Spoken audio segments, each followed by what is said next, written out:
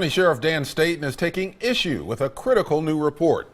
It suggests that deputies use force against black inmates more than white inmates at the county jail. Cor Harlan talked with the sheriff this morning and got his reaction to the report. Multnomah County Sheriff Dan Staton says the report on use of force in the Multnomah County Sheriff's Office is an incomplete and internal document that he first saw only 2 weeks ago. What's more, he says it may serve to do nothing more than mislead the public. What was your reaction to it? Anger. I'll be honest, I was extremely angry that something like this would be put together without, one, being vetted through the command team.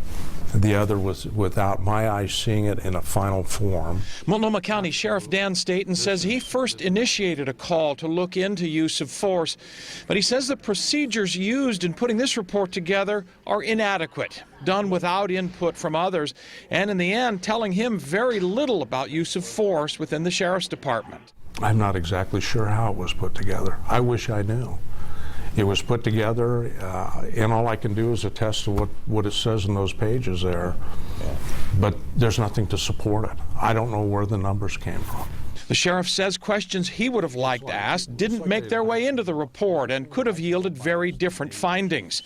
3 people who had a hand in putting this report together no longer work with the Sheriff's Department. I asked him about that. One of them walked away from a $93,000 a year job, which I don't think they would take lightly. They must have thought that they were being pushed back against in some respects. That I can't answer to. There was no pushback, at least not from this office, because I didn't even know the report existed, and I wouldn't push back on something like this. Sheriff Staton says he'll start another, more comprehensive and thorough review of use of force assessment, one he says will have much broader input because right now, he says, it's hard to say if minority inmates have force used upon them more than regular jail populations. In Portland, Cor Harlan, KOIN 6 News.